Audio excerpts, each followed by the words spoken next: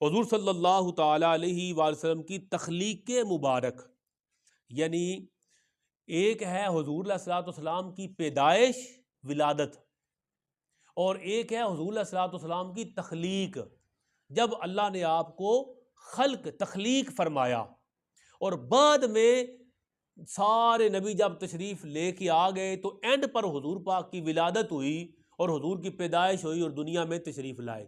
تو سرکار کا جو ظہور ہے دو سٹیپس کے اندر، ایک تخلیق اور دوسری ولادت۔ ابھی ہم پڑھیں گے کس کے بارے میں؟ تخلیق کے بارے میں۔ حضور صلی اللہ تعالی وسلم کے معجزانہ اور بابرکت نور کا ذکر ایک حدیث مبارک میں ان الفاظ میں ہوا: سب سے پہلی مخلوق جسے اللہ تعالیٰ نے وجود بخشا وہ میرا نور تھا۔ حضور پاک نے فرمایا کہ سب سے پہلے اللہ تعالیٰ نے جسے پیدا کیا وہ مصطفیٰ جان رحمت صلی اللہ علیہ وسلم کا کیا تھا؟ کائنات کی ہر شے سے پہلے اللہ نے کیا تخلیق فرمایا؟ حضور پاک کا نور۔ حضور پاک صلی اللہ علیہ وسلم کو جملہ انبیاء کرام میں سب سے پہلے نبی ہونے کا اعزاز بھی حاصل ہے۔ حضور سب سے پہلے نبی بھی ہیں تخلیق میں پہلے نبی ہیں، اور بھیجے جانے، مبعوث ہونے، دنیا میں آنے کے اعتبار سے آخری نبی ہیں۔ حضور پاک کو جملہ انبیاء میں سب سے پہلے نبی ہونے کا اعزاز بھی حاصل ہے، جیسا کہ حضور پاک علیہ السلام نے فرمایا میں اس وقت بھی نبی تھا جب حضرت آدم علیہ السلام روح اور جسم کے درمیانی مراحل میں تھے۔ آدم علیہ السلام ابھی روح اور جسم، ان کا جسم بھی نہیں بنا تھا، اس سے پہلے حضور علیہ الصلوۃ والسلام نبی تھے۔ اور اس سے پہلے حضور کیسے نبی تھے؟ حضور پاک کا نور اللہ نے تخلیق فرما دیا تھا۔ تو حضور پاک کا نور پہلے پیدا فرمایا اور اس نور کو نبی بنایا۔ حضور پاک کو جو نور تھا وہ نور بھی نبی تھا۔ تو آقا علیہ الصلوۃ والسلام سارے نبیوں میں اول ہیں تخلیق کے اعتبار سے۔ پھر حضور پاک تمام انبیاء میں سب سے آخر میں تشریف لائے، جیسا کہ حضور علیہ الصلوۃ والسلام نے فرمایا میں تخلیق میں سب سے پہلا اور بعثت کے اعتبار سے سب سے آخری نبی ہوں۔ یعنی تخلیق، خلق کرنا، پیدا کرنے، کریٹ کرنے میں سب سے پہلی مخلوق جو اللہ نے دنیا میں بنائی وہ کیا بنایا؟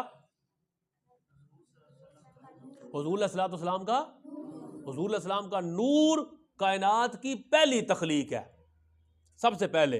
اور حضور علیہ السلام کو بحیثیت نبی دنیا میں جو بھیجا وہ سب سے آخری۔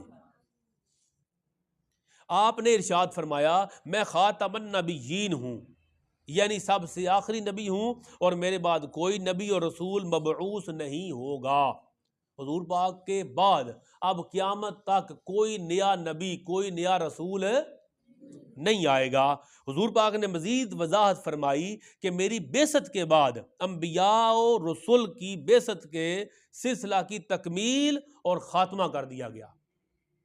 جو نبی اور رسول آنے کا سلسلہ جاری تھا نا، آدم علیہ السلام، شیس علیہ السلام، پے در پے نبی آتے جاتے تھے، حضور پاک نے فرمایا کہ اب میری بعثت کے بعد، میرے آنے کے بعد اب وہ سلسلہ ختم، اب قیامت تک کوئی اور نبی نہیں آئے گا۔ حضور پاک کے ارشاد کے مطابق آپ کی بعثت مبارکہ سے قصر نبوت کی تکمیل کر دی گئی۔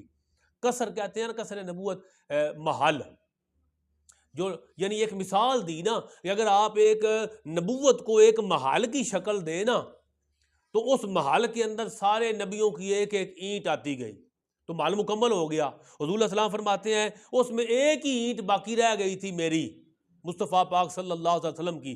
جب اس محل میں مصطفیٰ پاک کی نبوت والی اینٹ لگ گئی تو نبوت والا محل مکمل ہو گیا۔ اب اور قیامت تک اس نبوت والے محل میں کوئی نبی رسول کا اضافہ نہیں ہوگا، لہذا اب وہ نبوت اور رسالت والا محل مکمل ہو چکا۔ اس کی طرف حضور پاک نے فرمایا اور اب اس میں مزید کسی اینٹ کے لگانے کی گنجائش نہیں۔ آپ صلی اللہ تعالی وسلم ایک در یتیم کے طور پہ پروان چڑھے، یعنی کیونکہ آپ کے والد ماجد حضرت عبداللہ آپ کی ولادت باسعادت سے پہلے وصال فرما گئے تھے۔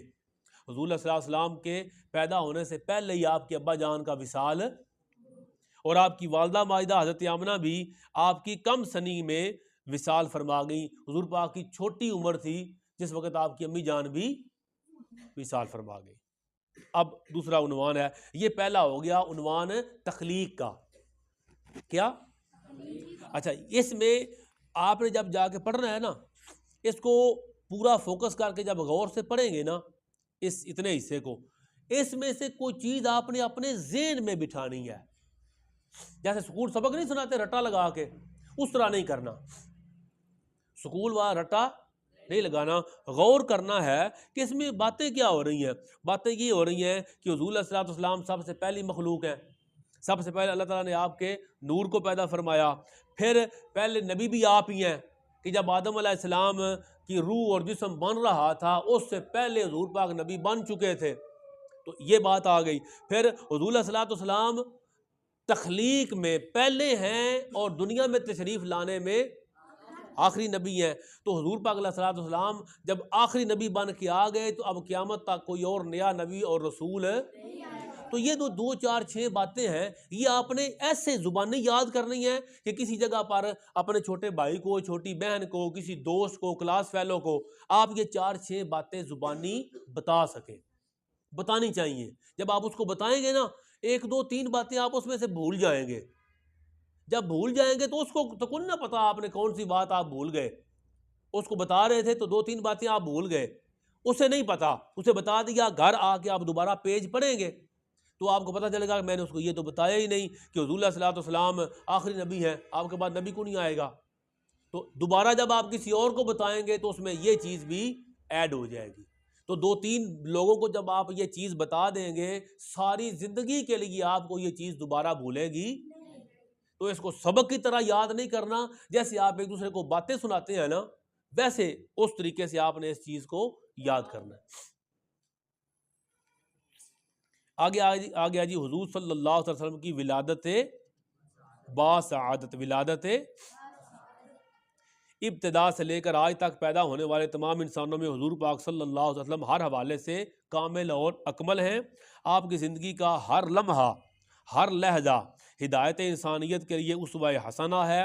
آپ پیر کے دن کی نورانی گھڑیوں میں صبح صادق کے وقت 12 ربیع الاول کو ہاتھیوں والا جب واقعہ پیش آیا تھا، اس سال میں عرب کے شہر مکہ مکرمہ میں پیدا ہوئے. تو یہ آپ نے اتنا یاد رکھنا ہے کہ حضور پاک کی ولادت باسعادت 12 ربیع الاول 570 عیسوی میں مکہ مکرمہ کے اندر ہوئی. اتنی سی بات آپ نے یاد رکھ لینی ہے. آپ اپنے دوسرے دوستوں کو جب بتائیں گے نا تو یہ چیز دیکھیں نا، ہم حضور صلی اللہ تعالی علیہ وسلم کا کلمہ پڑھتے ہیں، ہم حضور پاک کے امتی ہیں اور حضور صلی اللہ تعالی وسلم ہمارے نبی ہیں. تو اگر کوئی بندہ کہے ہمیں کہ اپنے پیارے نبی پاک کے بارے میں کوئی باتیں سناؤ 2-4، تو ہم ان کو کیا بتائیں گے؟ ہمیں حضور پاک کے بارے میں سب سے زیادہ باتیں آنی چاہیے. آپ سے پوچھتے ہیں نا کہ تم اپنے کسی کلاس فیلو کے بارے میں بات سناؤ، آپ شروع ہو جائیں گے نا. سنا ٹیچر کے بارے میں بات سناؤ، آپ شروع ہو جائیں گے. آپ اپنے پاپا کے بارے میں کوئی بات سناؤ، کسی اور کرکٹ کے بارے میں بات سناؤ، آپ شروع ہو جائیں گے. اور آپ سے اگر کہا جائے اپنے نبی پاک کے بارے میں بات سناؤ تو 2-3 باتیں کر کے پھر آپ چپ کر جائیں گے. جبکہ ہمیں سب سے زیادہ معلومات اپنے پیارے نبی صلی اللہ علیہ وسلم کے بارے میں ہونی چاہیے. تو یہ چیزیں آپ نے تھوڑی تھوڑی ذہن میں بٹھانی ہیں. 2-4 لوگوں کو جب آپ بتائیں گے تو آپ کے ذہن میں پرماننٹ بیٹھ جائیں گے. اوکے. حضور پاک کا حلیہ کیا تھا؟ حلیہ مبارک، یعنی دیکھنے میں پیارے آقا علیہ السلام کیسے لگتے تھے، اس کو حلیہ کہتے ہیں. حضور صلی اللہ علیہ وسلم کے دونوں شانوں کے درمیان قدر فاصلہ تھا. یہ شانیں ہوتی ہیں کندھوں کے درمیان فاصلہ تھا. ایسے چھوٹے کندھے نہیں تھے بلکہ کشادہ کندھے تھے. اور سینہ مبارک کشادہ اور ابھرا ہوا تھا. جو سینہ مبارک ہے آپ کا وہ چوڑا سینہ تھا. حضور علیہ السلام مضبوط جسمانی ساخت کے حامل تھے. یعنی سرکار کا جسم مبارک دیکھا جائے نا تو مضبوط جسم لگتا تھا. جیسے کبھی کسی کو دیکھا جائے پتہ ہے بندہ کہتا ہے یہ کہ ایسے کمزور ہڈیوں والا ہے یا ایسا کمزور دکھتا ہے، نہیں، حضور پاک کو دیکھے تو دیکھنے سے پتہ چلتا تھا کہ بڑی مضبوط شخصیت ہے دیکھنے میں۔ آپ کا سینہ مبارک اور شکم مبارک ہموار اور مضبوط تھا۔ اب یہ جملہ بڑا پیارا ہے، آپ کا سینہ مبارک اور پیٹ مبارک، شکم کس کو کہتے ہیں؟ پیٹ مبارک ہموار اور مضبوط تھا، یعنی سرکار کا سینہ اور پیٹ ایک لیول میں تھا، اور جن کے پیٹ مبارک آگے کی طرف نکلے ہوئے ہوتے ہیں وہ حضور پاک کی سنت کے مطابق، جب آپ اپنی ضرورت کے مطابق کھانا کھائیں گے تو پیٹ آپ کا آگے کی طرف نہیں نکلے گا، اور جب ایک روٹی کی بھوک ہوگی 3 کھائیں گے تو پیٹ مبارک آگے کی طرف نکل جائے گا۔ یہ سنت کے خلاف ہے۔ حضور پاک کا جسم مقدس وہ سینہ اور پیٹ بالکل برابر تھا، سینہ اور پیٹ برابر تھا۔ لکھا ہوا کیا ہے؟ آپ کا سینہ مبارک اور شکم پیٹ مبارک ہموار تھا اور مضبوط تھا۔ آپ کا جسد اقدس کمال موزونیت اور توازن کا شاہکار تھا، یعنی آپ کا جسم جو تھا اس میں ہر چیز موزوں تھی۔ کوئی یہ نہیں کہہ سکتا، ہم دیکھتے ہیں نا کبھی کسی کو کہتے ہیں یار دیکھو اس کی آنکھیں بڑی بڑی ہیں، کبھی کسی کو کہتا ہے یار اس کی آنکھیں چھوٹی ہیں، کسی کو کہتا ہے یار اس کا ناک اونچا ہے، کسی کہتا ہے اس کا ناک چھوٹا ہے، کسی کو کہتے ہیں یار اس کے فلاں چیز اتنی ہے، فلاں ایسی ہے، قد چھوٹا ہے۔ اور جس نے بھی حضور صلی اللہ علیہ وسلم کو دیکھا وہ کبھی یہ نہیں کہتا تھا کہ فلاں چیز چھوٹی یا بڑی ہے، ہر چیز اللہ تبارک و تعالیٰ نے بالکل مناسب بنائی تھی، اور ہر چیز اتنی خوبصورت تھی کہ دیکھنے میں چھوٹی بڑی نہیں لگتی تھی، پیاری لگتی تھی۔ یعنی دنیا میں جو سب سے حسین شخصیت تھے وہ حضور صلی اللہ تعالی علیہ وآلہ وسلم کی ذات اقدس تھی۔ آپ کے جسم مبارک کے کسی بھی حصے کا گوشت مبارک کہیں سے بھی ڈھیلا یا لٹکا ہوا نہیں تھا۔ یہ بھی خوبصورتی کو خراب کرتا ہے نا، پیٹ لٹکا ہو، بازو لٹکے ہوں، یا جسم ایسے لٹکا ہوا ہو تو خوبصورتی نہیں، اور وہ ایکٹیو ہو، جسم کا گوشت لٹکا ہوا نہ ہو تو خوبصورت لگتا ہے۔ سرکار کے جسم کا کہیں سے بھی گوشت لٹکا ہوا نہیں تھا۔ آپ کی پشت مبارک پر دونوں شانوں کے درمیان مہر نبوت لگی ہوئی تھی، دونوں کندھوں کے درمیان پیچھے کنڈی ویجے نہ کھدا، دونوں کندھوں کے درمیان اوپر کی طرف مہر نبوت لگی ہوئی تھی، جس پہ پتہ ہے لکھا ہوا تھا، کیا لکھا ہوا تھا؟ محمد الرسول اللہ۔ ٹھیک ہے۔ آپ کی رنگت گلے نو دمیدہ کی طرح سرخی مائل آپ کی رنگت تھی، یعنی نہ بالکل سفید نہ گندمی، بلکہ سرخی کی مائل سفیدی تھی۔ جیسے کہتے ہیں نا فلاں کا رنگ سرخی مائل ہے، جس کی صحت بالکل اچھی ہو نا تو اس کا سفید رنگ سرخی مائل ہوتا ہے، خون کے اثرات نظر آتے ہیں صحت مند جسم میں۔ سرکار کا چہرہ مبارک سرخی مائل سفید تھا لیکن سرخی مائل۔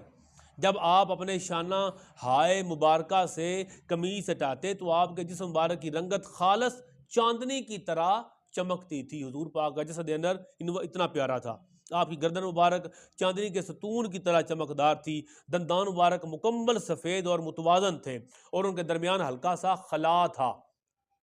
یہ جو سامنے کے 2 دانت ہوتے ہیں نا اوپر والے، یہ ان کے درمیان تھوڑی سی، یہ جیسے میری بھی گیپ، ان کے درمیان گیپ، حضور پاک علیہ السلام کے دونوں دانتوں کے سامنے تھوڑا سا گیپ تھا، ٹھیک ہے، دونوں دانتوں کے درمیان کھڑکی سی گیپ تھا، تو یہ بھی خوبصورتی کی نشانی ہے۔ حضور پاک کے سامنے دانت سفید تھے، متوازن برابر دانت تھے۔ پتہ کسی کے دانت آگے پیچھے بھی ہوتے ہیں بعض اوقات، بالکل برابر دانت تھے، سفید دانت تھے، اور حضور علیہ السلام کے دندان کے مبارک سامنے تھوڑا خلا بھی تھا۔ جب آپ خوش ہوتے تو آپ کا چہرہ انور چاند کی طرح چمک اٹھتا تھا۔ جب آپ گفتگو فرماتے تو ایسا محسوس ہوتا کہ آپ کے دندان مبارکہ سے نور نکل رہا ہے۔ جی ٹھیک ہے، بچے نہ لے جاؤ گے؟ ٹھیک ہے، اللہ پاک خیر۔ جی ٹھیک ہے، جاؤ بیٹا ان کے ساتھ جو جانا ہے۔ اور کل آپ 9:45 بجے آئیں گے، ٹھیک، تاکہ ٹھیک 11 بجے کلاس شروع ہو جائے، تو 11 منٹ تھے، 15 منٹ سارے یہاں پہلے پہنچیں گے، 11:15 سارے پہنچ جائیں گے۔ آپ کے اندر سے مبارک اور قدمین مبارکہ نسبتاً بڑے مگر خوبصورت تھے۔ حضور پاک کی ہتھیلیاں اور تلوے مبارک نرم اور گداز بھرے ہوئے تھے۔ آپ کے قدمین مبارکہ پر بال نہیں تھے، جب آپ انہیں دھوتے تو ان پر پانی نہیں ٹھہرتا تھا۔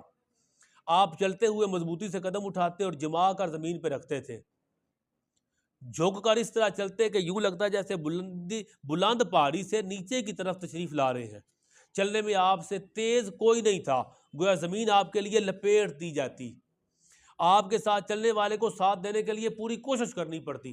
سرکار چلتے تھے، تیز چلتے تھے، لیکن فرمایا جب کمزور لوگوں کے ساتھ سفر کرتے تو حضور اپنی رفتار ایسا کر لیتے، یا جو کمزور ہوتا اس کو کسی سواری پر بٹھا دیتے۔ آپ اس بات پر زور دیتے کہ صحابہ آپ کے پیچھے چلنے کی بجائے آپ کے آگے آگے چلے۔ آپ کا رخ انور تمام انسانوں کے چہروں سے زیادہ خوبصورت تھا۔ آپ کی جسمانی ساخت تمام انسانوں میں سب سے زیادہ دلکش اور خوبصورت تھی۔ حضور صلی اللہ تعالی علیہ وسلم کا جسد انور پوری کائنات کے لوگوں سے زیادہ حسین و جمیل تھا۔ یہ جو حصہ ہے یہ آپ نے شوق کے ساتھ جا کے پڑھنا ہے۔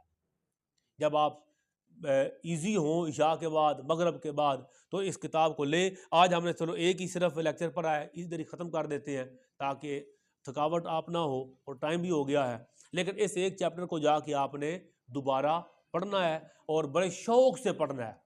جب بندہ کوئی کام شوق سے بیٹا کرتا ہے نا، اس کے اندر اللہ تعالیٰ کی طرف سے رضا اور برکت شامل ہوتی ہے، اور وہ آپ کے دل میں اتر جاتا ہے، اور وہ آپ کے چہرے پہ نور پیدا کرتا ہے۔ جب قرآن اور سنت کو بندہ شوق سے پڑھتا ہے تو پھر وہ آپ کے چہرے پہ رونق لاتا ہے۔